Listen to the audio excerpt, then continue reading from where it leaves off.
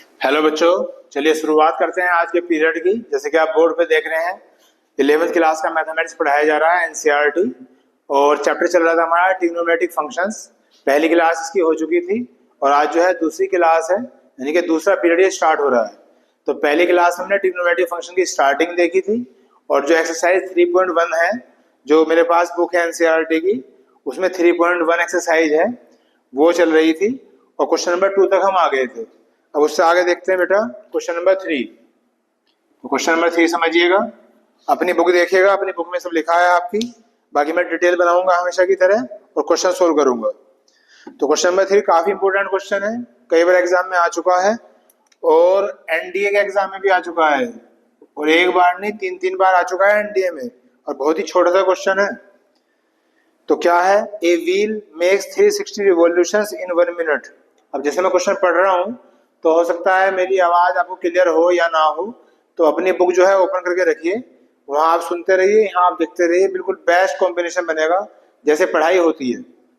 तो आ wheel makes 360 revolutions इन 1 minute. तो ये कह रहे हैं कोई व्हील है, पहिया है, वो 1 मिनट में, यानी कि 1 मिनट में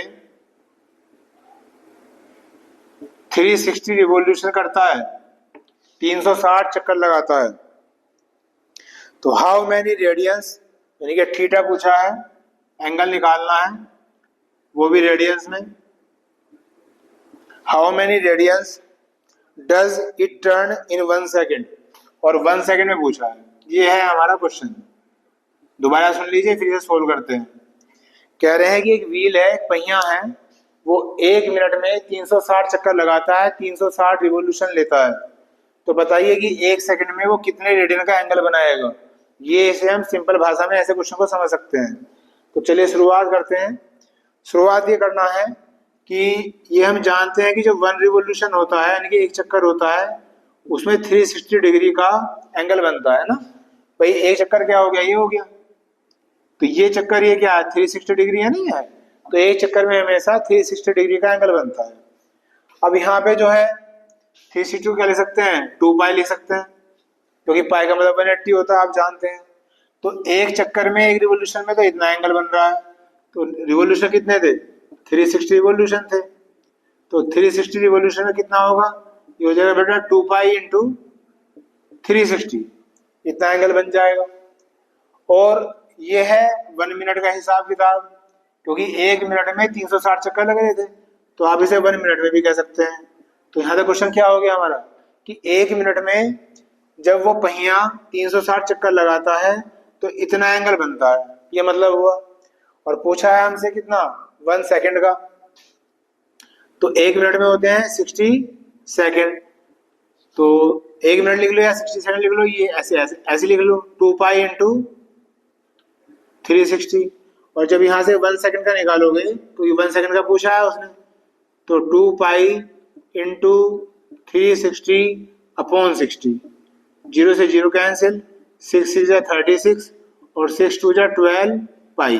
तो ये जो आंसर आ गया है बेटा, किस में आ गया है, रेडियन में आ गया है। और यही आपका आंसर है। भाई इतना छोटा सा क्वेश्चन था और एनडीए में 2-3 बार क्वेश्चन आ चुका है, इसका आंसर चेक कर लेते हैं जी। आंसर आ गया है इसका 12 पाई, ठीक है। तो ये था क्वेश्चन नंबर 3। आगे देखते हैं क्वेश्चन 4, इसे कॉपी कर लेना। क्वेश्चन 4 देखिएगा, find the degree measure of the angle subtended at the centre of a circle of radius. तो find the degree measure of the angle पूछ रहा है, यानी कि थीटा निकालना है ना, थीटा निकालना है। और कहा है कि जो रेडियस है वो है 100 सेंटीमीटर, रेडियस दे रखी है 100 सेंटीमीटर। उसके बाद कहा गया है जो आर्क की लेंथ है वो है 22 सेंटीमीटर, तो एल है 22 सेंटीमीटर, ठीक है। क्वेश्चन दे रखा है आपको, तो वही सेम क्वेश्चन है जैसे हमने एग्जाम्पल करे थे। एंगल निकालना है, रेडियस दे रखी है और आर्क दे रखा है, आर्क की लेंथ दे रखी है। आर्क क्या है, आर्क की लेंथ क्या है, वो सब मैं पहले पीरियड में समझा चुका हूँ, तो बार बार मैं उसे रिपीट नहीं करूंगा। बाकी आप पहले पीरियड में जाके समझ लीजिए, जो स्टूडेंट इस पीरियड को डायरेक्ट देख रहा है वो पहले पीरियड जरूर देखे। चलिए अब सीधा सीधा फॉर्मूला लगाते हैं, सॉल्यूशन करते हैं इसका। तो थीटा इक्वल टू क्या होता है, एल अपॉन आर होता है। यानी कि angle is equal to arc upon radius. तो थीटा तो हमें निकालना है, और एल कितना था 22, और रेडियस कितनी है बेटा 100। अब ये कटिंग भी कर सकते हैं इसकी, दो से काट दो, 11 आ गया, 50 आ गया। अब ये जो 11/50 आया है, ये किस में आया है, ये आया है रेडियन में। रेडियन में क्यों आया है, क्योंकि जब भी इस फॉर्म में से थीटा निकलेगा वो हमेशा रेडियन में ही निकलता है।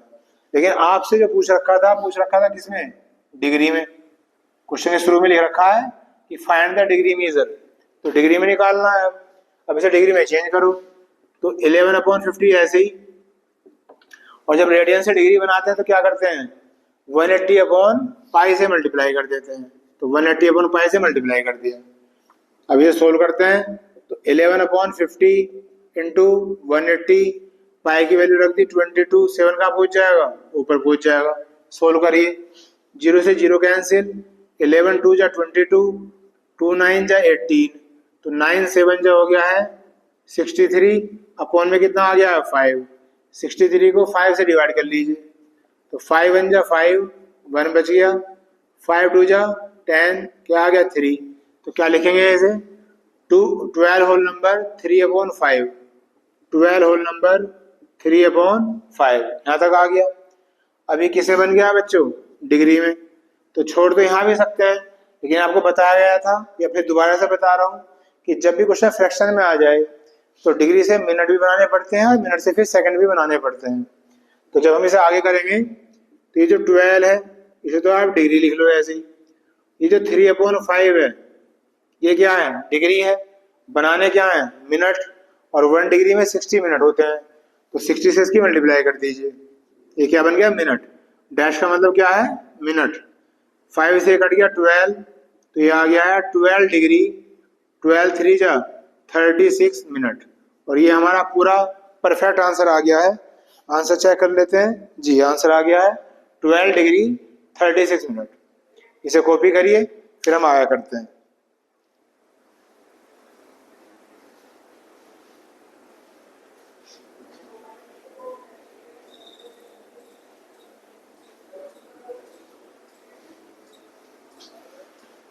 पहले ये वाला हिस्सा कॉपी कर लिया करो।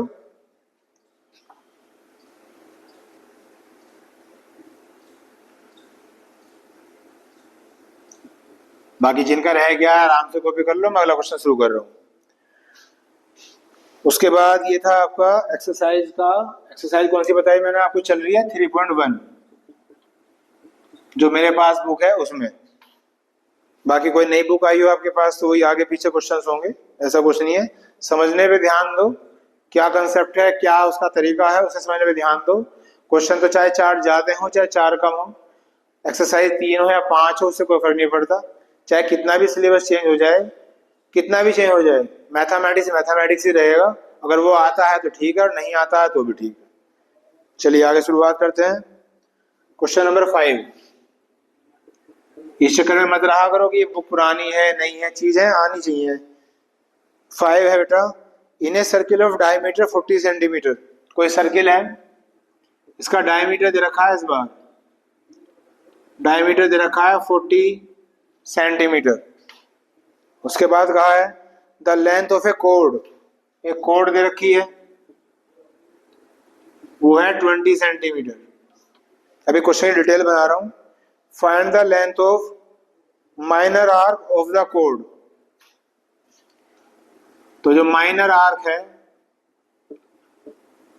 ऑफ द कोड, इसकी लेंथ निकालनी है। Length of minor arc of the code, ये हमारा क्वेश्चन लिखा हुआ है। तो पहले भी समझ लेते हैं कि क्वेश्चन है क्या। चलिए शुरुआत करते हैं।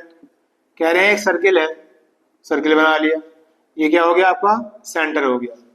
अब इसका डायमीटर जो है 40 सेंटीमीटर है। चलिए जब डायमीटर इसका 40 सेंटीमीटर होगा तो रेडियस कितनी हो गई, 20 सेंटीमीटर हो गई। एक बात समझ में आई। उसके बाद क्या है कोड। अब ये बात मैंने पहले पीरियड में भी क्लियर कर दी थी आपको कि कोड क्या होता है। कोड होता है कि अगर सर्किल के अंदर कोई भी 2 पॉइंट मिला दिए जाए, मान लो मैं ऐसे मिला देता हूँ इसे, तो क्या बन गई है, कोड बन गई है। इसे ए लिख दिया मैंने, इसे लिख दिया बी, तो ए भी क्या है बेटा, कोड है। ये भी लिख देते हैं, ए भी क्या हो गई, कोड। अब समझिएगा ध्यान से, इसको मैं ऐसे ज्वाइन कर दूं और इसको यहां भी ज्वाइन कर दूं, तो ट्रायंगल बन गया। ट्रायंगल कह लो, सेक्टर कह लो, ट्रायंगल ए बन गया, सेक्टर ए बन गया। इसे मैंने लिख दिया ओ। अब रेडियस कितनी थी, 20। तो आप देख रहे हैं यहां से यहां तक ये रेडियस है, तो 20 हो गई। यहां से यहां तक ये भी रेडियस है, ये भी 20 हो गई। और ये कोड है, और कोड कितनी दे रखी थी, ए बी, और कोड भी 20 दे रखा था। तो यहां से यहां तक ये क्या है, 20। तो ये जो ट्रायंगल दिखाई दे रहा है आपको, इसकी जो तीनों साइड है क्या हो गई हैं, 20 20 20। और जिस ट्रायंगल की तीनों साइड इक्वल हो जाती हैं उसे क्या कहते हैं, उसे कहते हैं इक्विलैटरल ट्रायंगल। तो ये जो हमारा बन गया है ट्रायंगल, क्या बन गया है, इक्विलैटरल ट्रायंगल बन गया है। कौन सा ट्रायंगल, ओ ए बी। और इक्विलैटरल ट्रायंगल का आप जानते हो कि जो एवरी एंगल होता है वो 60 डिग्री का होता है, इसलिए इस क्वेश्चन में एंगल नहीं दे रखा था, एंगल हमने इसे ऐसे निकाल लिया। अब अपना फार्मूला लिखो, वही formula, theta is equal to L upon R. चलिए करते हैं ऐसे। तो थीटा कितना है, 60 डिग्री है। चलिए, और एल क्या है, लेंथ ऑफ आर्क। तो इसने माइनर आर्क बोल रखा था, तो वही बात है आर्क की लेंथ ही, और थोड़ा सा घुमाएगा। ये कोड है, तो कोड की जो आर्क होगी वो यही तो हुई, तो वो length of arc minor arc लिख रखा है इस बार। लेकिन मतलब वही है कि एल ही निकालना है आपको, तो एल हमें निकालना है। और रेडियस कितनी थी बेटा, रेडियस थी आपकी 20। ये हमारा क्वेश्चन आ गया। लेकिन ये जो एंगल है ये किस में है, डिग्री में, और हमें किस में रखना पड़ेगा, रेडियन में। तो इसकी मल्टीप्लाई कर देंगे, पाई अपॉन 180 में मल्टीप्लाई कर दी। ये सब सोल्व करते हैं, तो 0 से 0 कैंसिल, 6 3 जा 18 हो गया। उसके बाद क्रॉस मल्टीप्लाई करो, तो 3 की मल्टीप्लाई एल में, 3l इजिकल टू 20 की पाई में, 20 पाई। और जब यहाँ से l निकालेंगे तो हो जाएगा 20 पाई अपॉन 3। आंसर चेक कर लेते हैं, तो यही आंसर छोड़ रखा है। अगर आगे करना चाहते हैं तो पाई की वैल्यू रख सकते हैं 22/7, उसे उतारिए।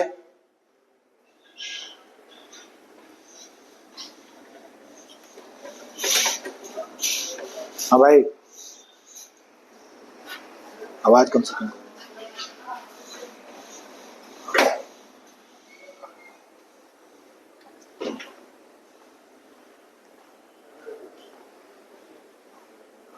तो आंसर जो है यही छोड़ रखा है 20 पाई/3 पे। तो पाई की जो वैल्यू है आप रख सकते हैं 22/7, और उसे सोल्व भी कर सकते हैं, लेकिन इसमें आंसर यही छोड़ रखा है तो मैं भी यही छोड़ देता हूँ। चलिए, ये उतार लिया होगा आपने।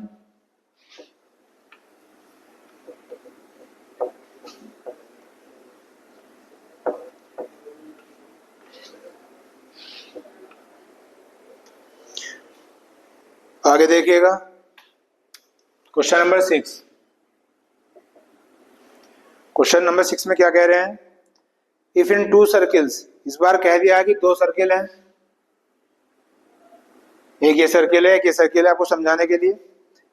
Arc of the same length, तो ऐसे शायद कोई एग्जाम्पल भी आया था कि आर्क की जो लेंथ दे रखी है सेम दे रखी है, तो मैं इसे भी एल मान लिया, इसे भी एल मान लिया।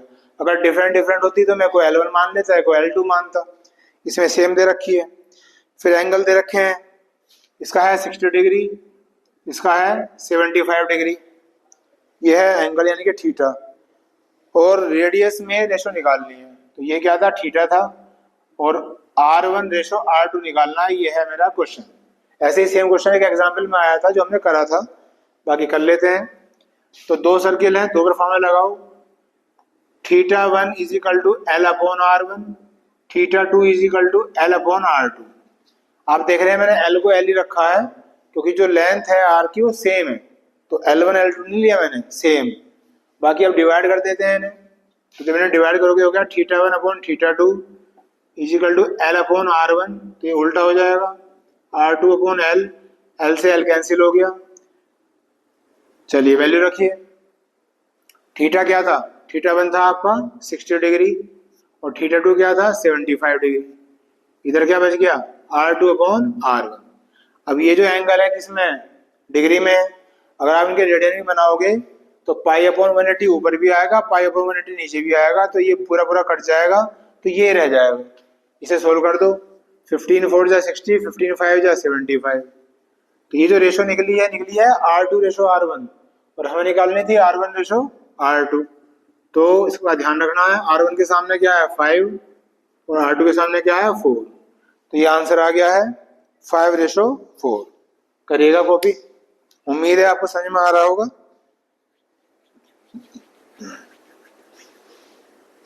बाकी ध्यान से सब चीज समझिएगा, कोई भी चीज जल्दबाजी मत करो, आराम से पढ़ो।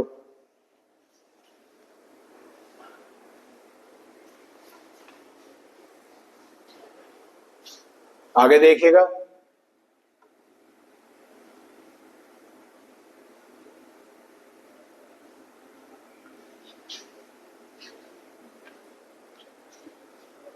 नेक्स्ट बेटा क्वेश्चन नंबर 7। क्वेश्चन नंबर 7 के जो हैं 3 पार्ट दे रखे हैं, तो कोई भी एक करके दिखा देता हूं, बाकी दोनों अपना आप कर लेना। तो मैं फर्स्ट पार्ट कर देता हूं, क्या है क्वेश्चन उसे समझ लेते हैं। Find the angle in radian, तो एंगल निकालना है यानी कि थीटा निकालना है।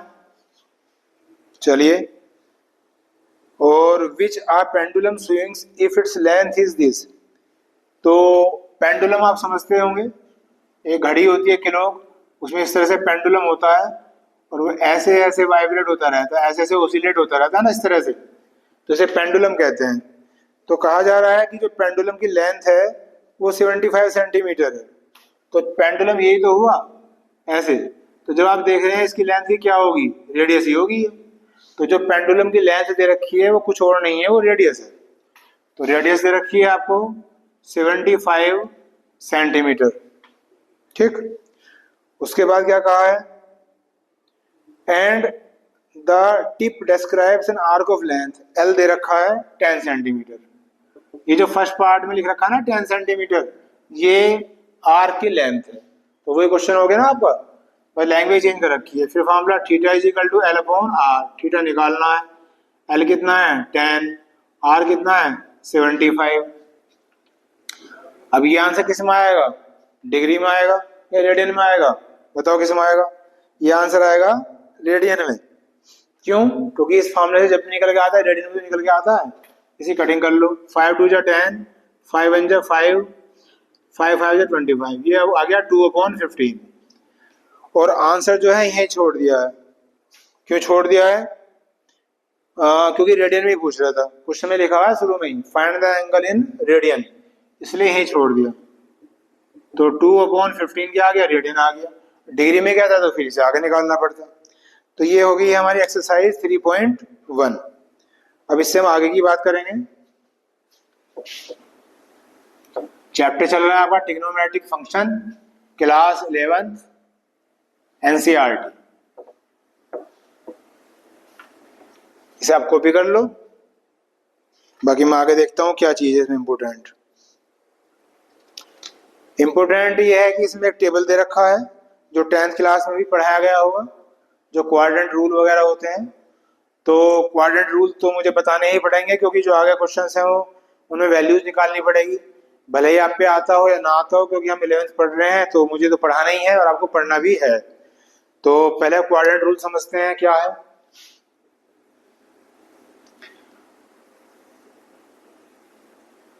इस तरह से 4 क्वाड्रेंट होते हैं। ये फर्स्ट क्वाड्रेंट होता है, ये होता है सेकंड क्वाड्रेंट, ये होता है थर्ड क्वाड्रेंट, और ये होता है फोर्थ क्वाड्रेंट। ये जो लाइन है ये 0 डिग्री को रिप्रेजेंट करती है। क्यों, क्योंकि जो भी सर्किल बनना शुरू होगा वो यहाँ से बनना शुरू होगा ऐसे। तो यहाँ से एंगल इंक्रीज होता है ना, तो इसे क्या मानेंगे 0 डिग्री। अब जैसे यहाँ पे आया ये हो गया 90 डिग्री, फिर ये यहाँ पे आ गया, ऐसे घूम के देखते रहो, ये कितना हो गया 180 डिग्री, फिर ये घूम के यहाँ आ गया, ये कितना हो गया 270 डिग्री, ठीक है। और जैसे फिर ये यहाँ आएगा घूम के, तो पूरा सर्कल क्या हो गया, कंप्लीट हो गया। इसलिए यही लाइन 0 डिग्री को शो करेगी और ये लाइन करेगी 360 डिग्री को शो, क्योंकि सर्किल यहाँ से स्टार्ट हो रहा है और सर्किल यहाँ पे ही एंड हो रहा है। एक बार अभी जो फर्स्ट क्वाड्रेंट होता है ये वाला, इसमें जितने भी 6 के 6 ट्रिग्नोमेट्रिक फंक्शन हैं, साइन, कोस, टेन, कोट, सेक और कोसेक, वे सब के सब प्लस होते हैं, सब के सब पॉजिटिव होते हैं। तो मैंने लिख दिया ऑल आर पॉजिटिव। ठीक है। ये जो दूसरा है इसमें बेटा साइन और कोसेक ये दोनों पॉजिटिव होते हैं, जो नहीं लिखे जा रहे हैं 4 हो गया होते हैं नेगेटिव। ठीक है, आपको ध्यान ये रखना कि पॉजिटिव कौन से होते हैं।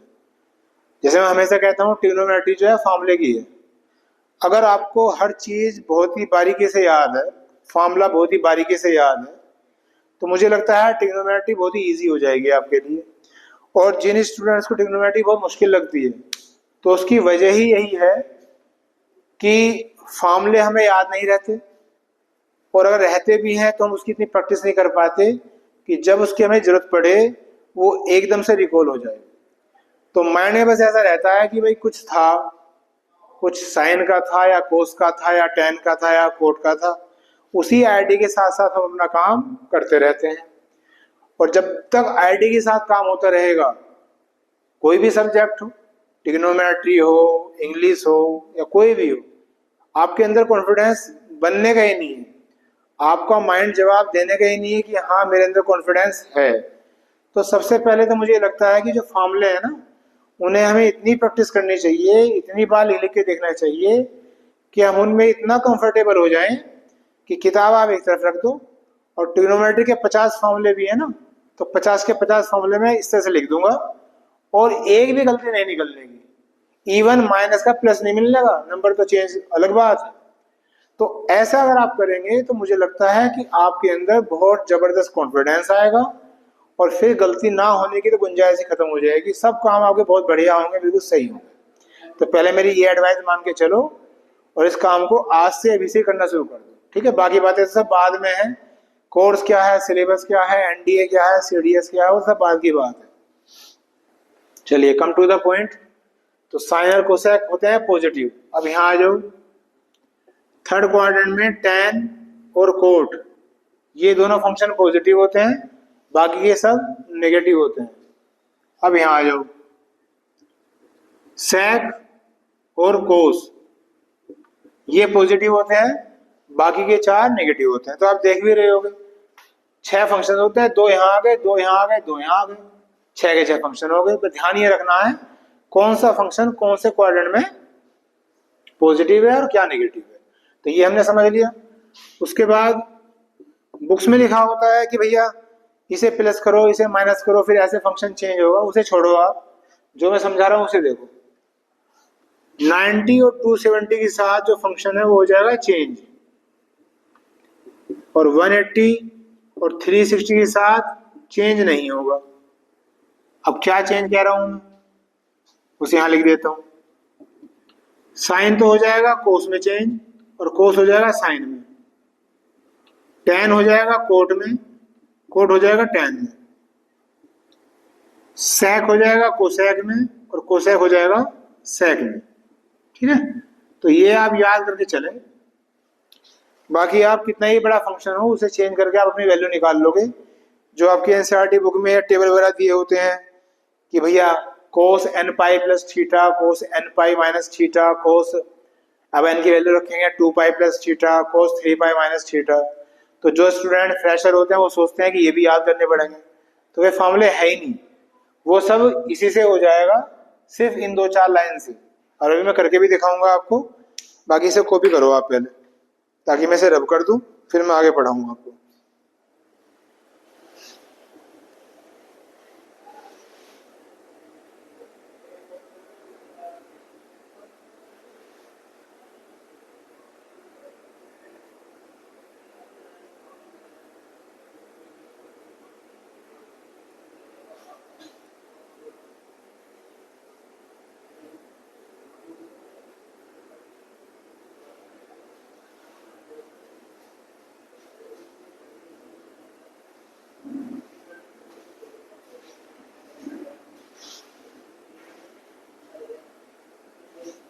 चलिए हो गया होगा, करते हैं आगे।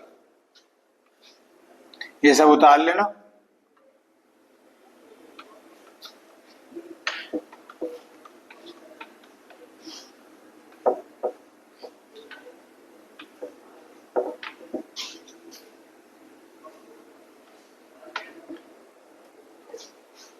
चलिए ये समझ लिया हमने। अब पहले से क्वाड्रेंट को समझा देता हूं कोई एग्जाम्पल लेके।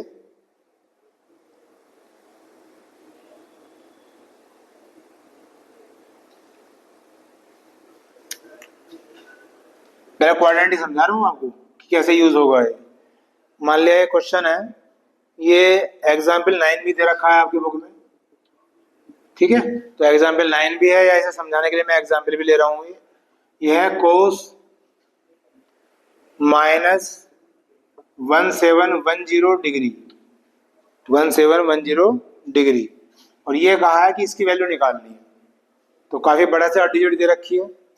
तो सबसे पहले इसके कुछ और फॉर्मूले आ रहे हैं, पहले वो बता देता हूँ। कोस माइनस थीटा जो होता है वो होता है कोस थीटा।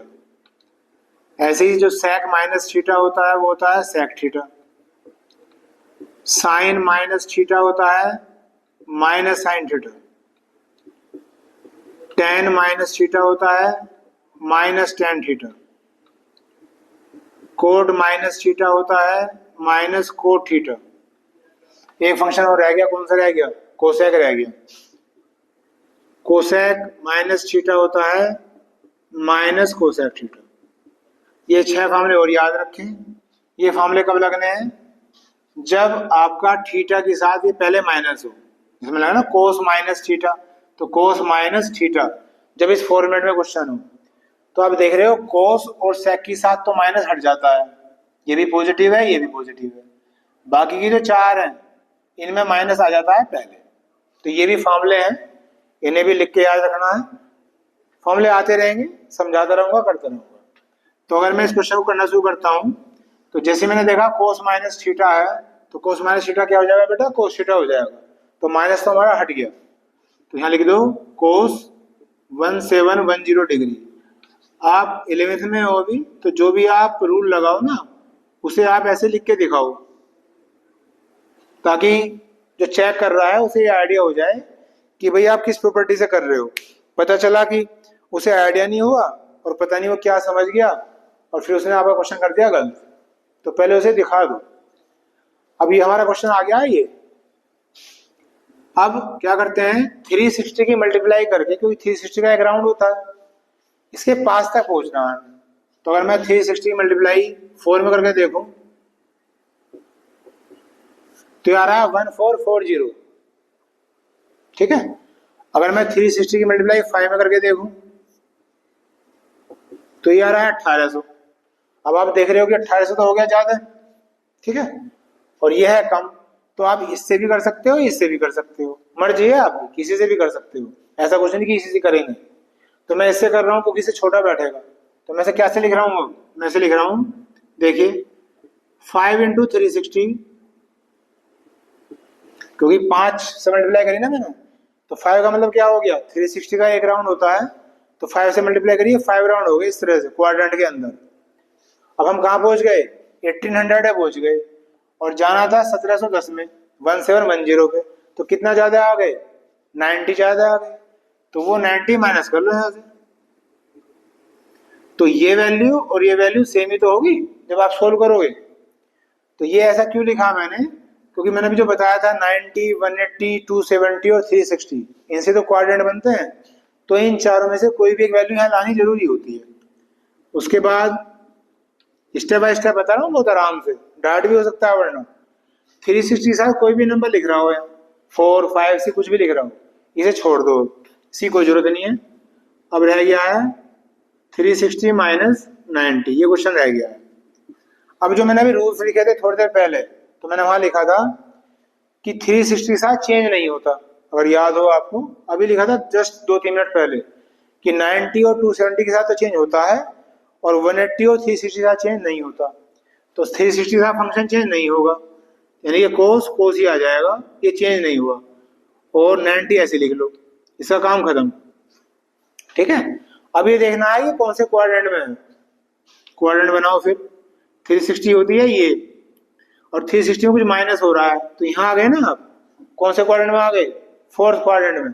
और 4th क्वाड्रेंट में कौन कौन से होते हैं?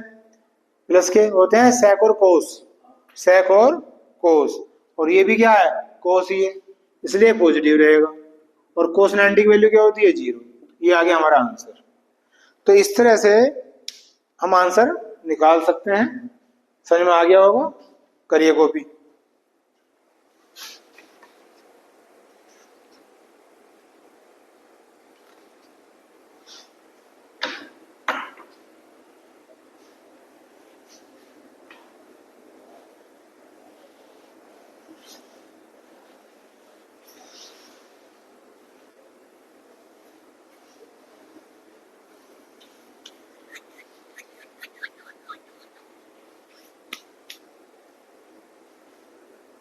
हो गया होगा?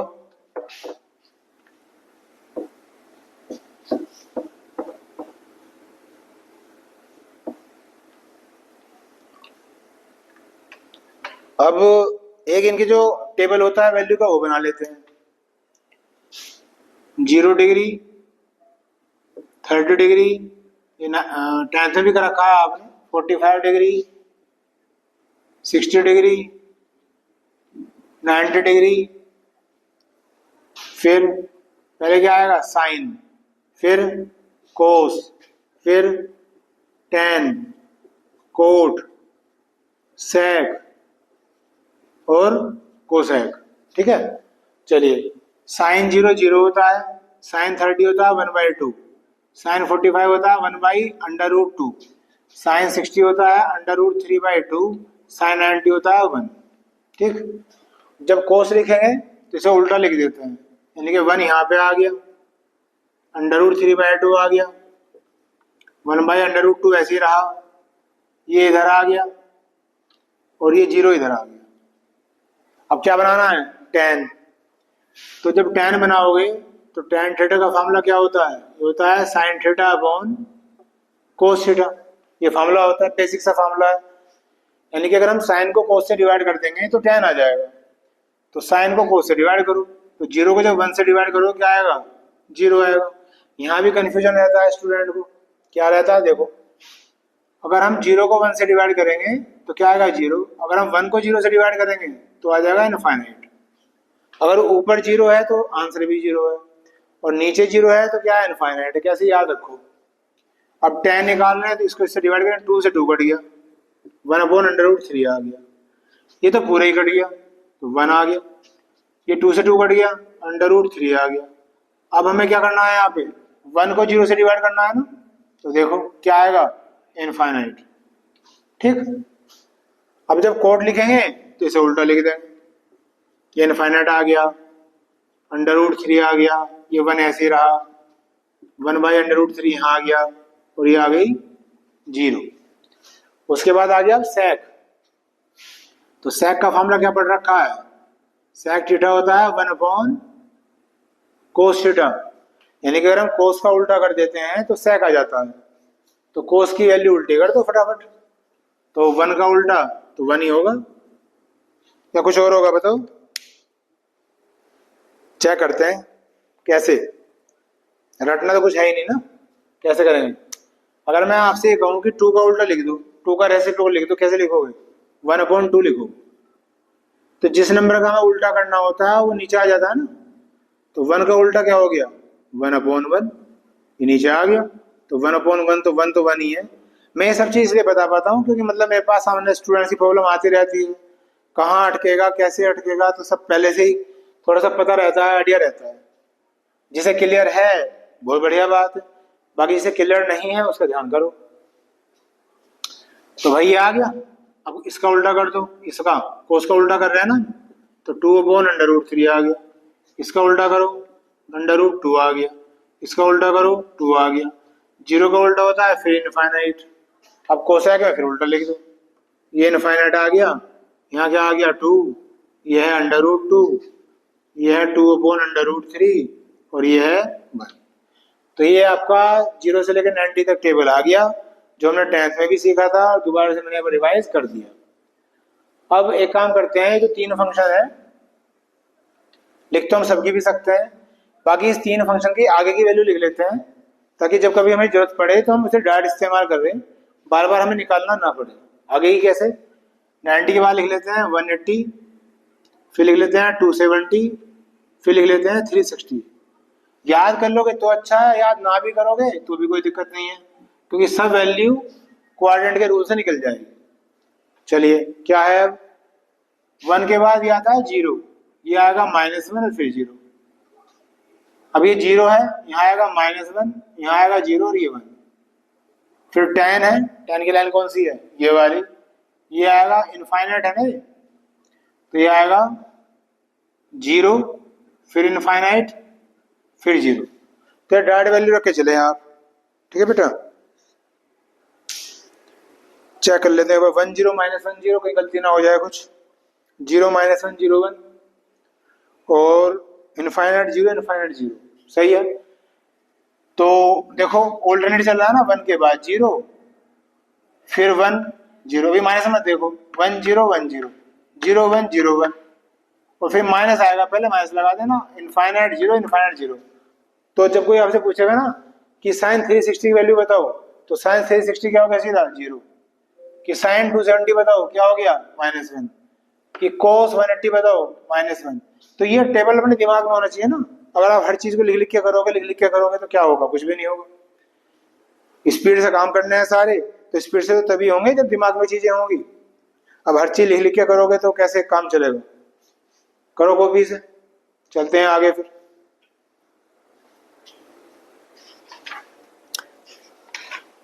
एक्सरसाइज शुरू करता हूं मैं। इसकी स्टार्टिंग मैंने बता दिया आपको। एक्सरसाइज आ रही है 3.2।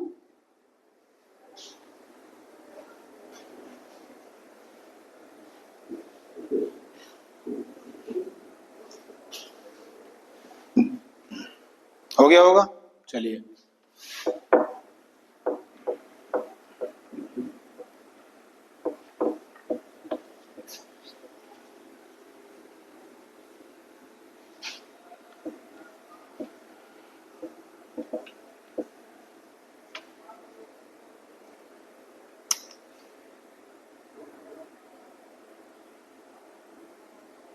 एक्सरसाइज 3.2 का जो पहला क्वेश्चन है, find the values of other 5 trigonometric function.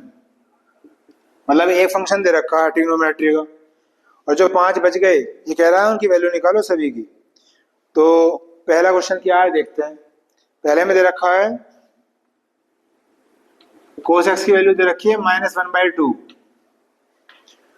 और कहा है कि जो x है वो थर्ड क्वाड्रेंट में है, ये कह रखा है। यही क्वेश्चन है बस।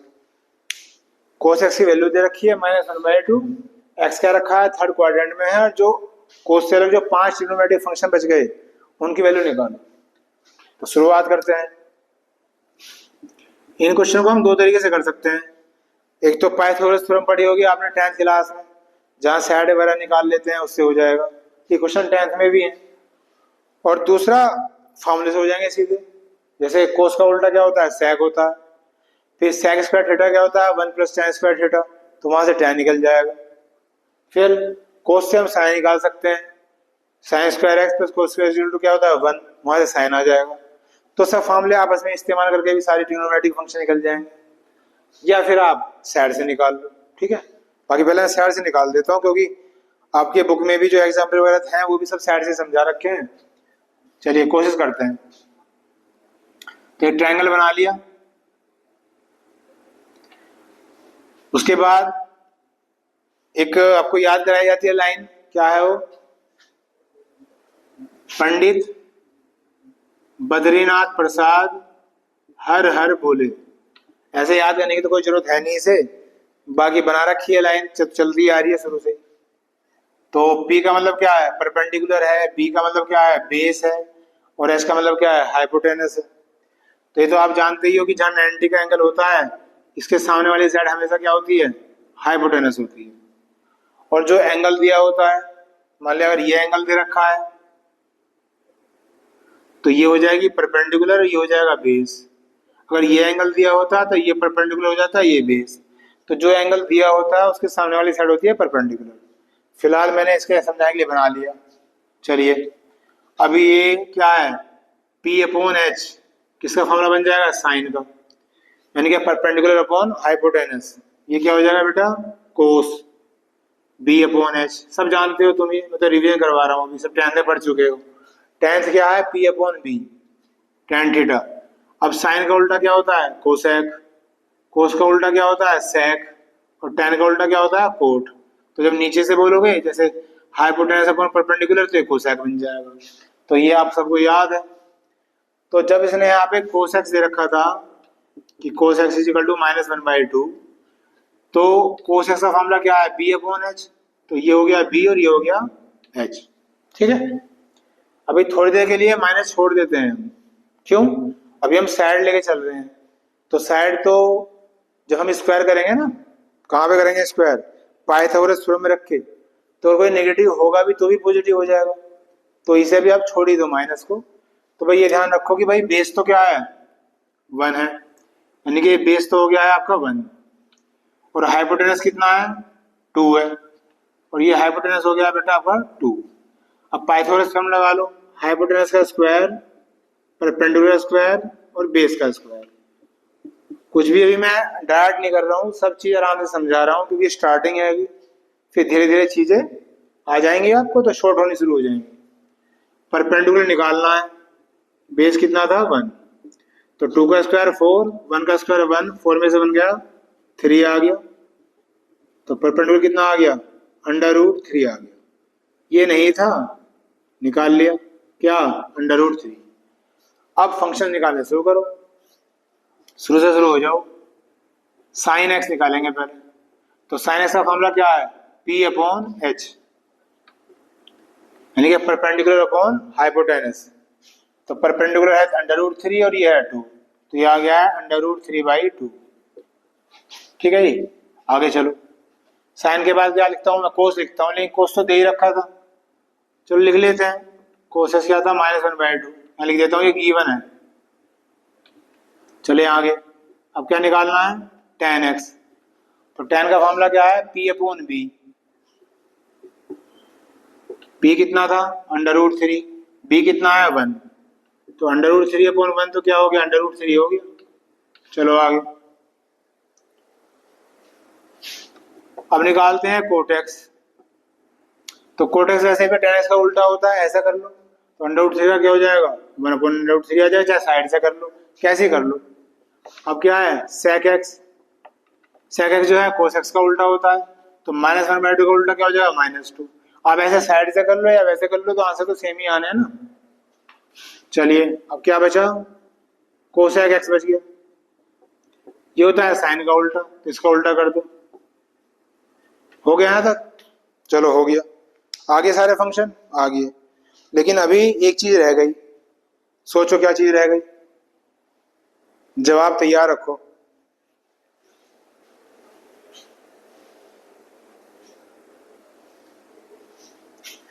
रह गया है ये थर्ड क्वाड्रेंट। इसका तो यूज ही नहीं हुआ, इसका यूज कहाँ करा हमने?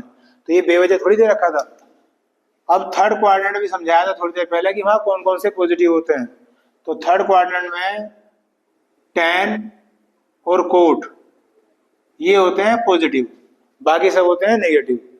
तो इसमें जो टैन है ये और जो कोट है ये तो रहेंगे पॉजिटिव, बाकी सब में माइनस का साइन आ जाएगा। तो ये माइनस पहले से ही था तो एक माइनस और आ गया, तो ऐसे हो जाना चाहिए। इसमें माइनस लग गया। चलिए ये तो गिवन ही था, इसे निकालिए। पॉजिटिव है तो क्या हो गया? नेगेटिव। तो ये आंसर आने चाहिए 1 2 3 4 और 5। ये रेशो में दे रखी थी पहले से ही, गिवन है, इसलिए मैं इसमें निशान नहीं लगा रहा हूं। ये 5 हमारे आंसर आने चाहिए। इसके आंसर वेरीफाई करके देखते हैं क्या दे रखे हैं। tan x दे रखा है √3, ठीक। कोट x है 1 अपॉन √3, सही। sec x है -2, कोसेक x है -2 अपॉन √3।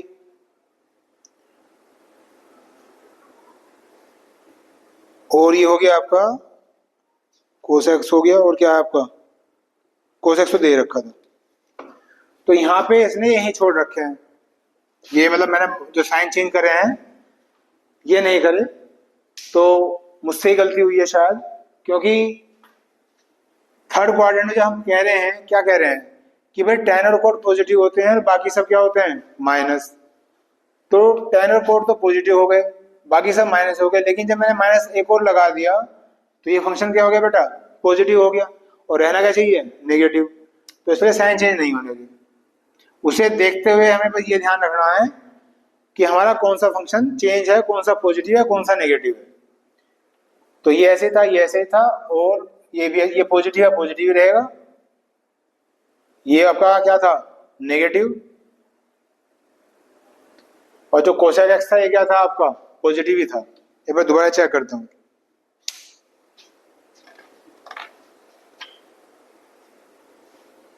कोसेक एक्स हो गया -2/√3। ये नेगेटिव आएगा, अभी बताता हूँ, एक मिनट रुको, पहले आंसर वेरीफाई कर लो।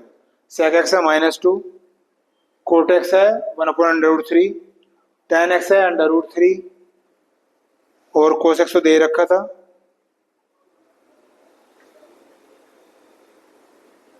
ठीक है।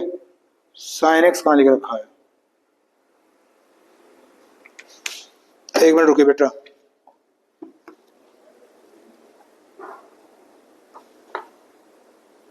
साइन एक्स दे नहीं रखा है इसमें।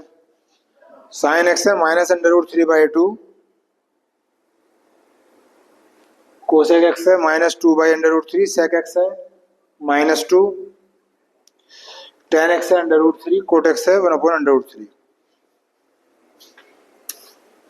अब इसे समझ लो, तो थोड़ा सा कंफ्यूजन हुआ है उसे समझ लो।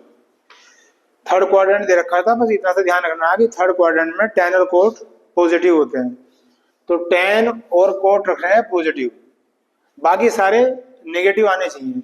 तो जो पहले से नेगेटिव है वो नेगेटिव ही रहेगा, और जो पॉजिटिव है वो नेगेटिव हो जाएगा। देखो ये पहले से नेगेटिव था तो नेगेटिव ही रहा है, ये पॉजिटिव था ये नेगेटिव हो गया, ये पॉजिटिव था ये नेगेटिव हो गया। बात समझ में आई? मुझे भी थोड़ा सा कन्फ्यूजन हो गया था, बाकी अब बात क्लियर है मुझे लगता है। शायद मैंने कहा कि थर्ड क्वाड्रेंट में tan और कोट क्या होते हैं, पॉजिटिव होते हैं, बाकी सब नेगेटिव होते हैं। तो tan और कोट को ही पॉजिटिव रखना, बाकी सारे फंक्शन क्या होंगे, नेगेटिव। तो अगर कोई पहले से नेगेटिव आ रहा है तो नेगेटिव रखो उसे, और अगर कोई पहले से पॉजिटिव है तो उसे नेगेटिव बना दो, ठीक है, tan और कोट को छोड़कर, क्योंकि थर्ड क्वाड्रेंट की बात हो रही है। चलिए बेटा, इस पीरियड में इतना ही, बाकी नेक्स्ट पीरियड में मिलेंगे। तब तक के लिए थैंक यू वेरी मच।